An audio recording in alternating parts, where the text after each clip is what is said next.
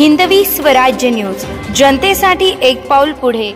मनमाड शहरातील मध्यवर्ती भागात देशी दारू निर्मितीच्या कारखान्यावर राज्य उत्पादन शुल्क विभागाची मोठी कारवाई। 4,22,360 रुपयांचा मुद्देमाल जप्त। राज्य उत्पादन शुल्क विभागाची लोकसभा निवडणूक 2024 घोषित होण्यापूर्वीच मनमाड शहरामध्ये मध्यवर्ती भागात देशी दारू निर्मितीचा कारखाना उद्ध्वस्त।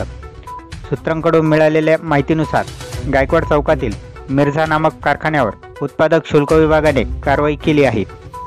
मनमाड येथील उत्पादक शुल्क निरीक्षक, राज्य उत्पादक येवला विभाग, जिल्हा नाशिक यांच्या पथकाला 13 मार्च रोजी गुप्त बातमीदारामार्फत मिळालेल्या माहितीनुसार मनमाड येथील गल्ली नंबर 52 मिर्झा गायकवाड चौक या ठिकाणी महाराष्ट्र दारूबंदी कायद्याने छापा टाकला असता आरोपी मकसूद जाफर मिर्झा हा देशी दारू, भिगरी, संत्रा या देशी मद्याच्या निर्मितीचा अवैध कारखाना खोलून त्या ठिकाणी सदरची देशी दारू निर्मित करताना मुद्देमालासह मिळून आला।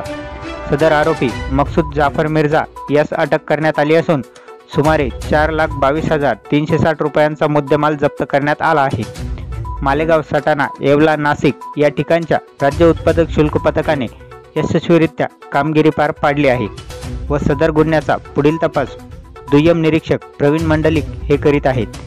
तालुका प्रतिनिधी उस्मान शेख, हिंदवी स्वराज्य न्यूज, येवला। आज निरीक्षक येवला विभागाच्या पथकाने मनमाडमध्ये बनावट देशी दारू निर्मितीचा कारखाना उद्ध्वस्त केला आहे, ज्यामध्ये आम्ही एकूण 4,22,360 रुपये किमतीचा मुद्देमाल हस्तगत केला आहे।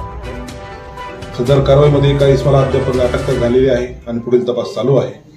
ही केलेली कारवाई आम्ही आमच्या विभागाचे आयुक्त माननीय श्री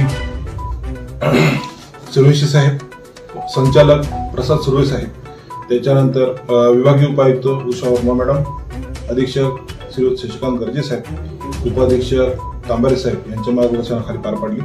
सदरची कारवाई आमच्या येवला विभागाच्या पथकाने तसेच सटाणा भारवी पथकाच्या पथकाने आणि मालेगाव विभागाच्या पथकाने सामूहिकरित्या पार पाडली। या गुन्ह्याचा पुढील तपास मी स्वतः प्रवीण मंडलिक निरीक्षक करत आहे।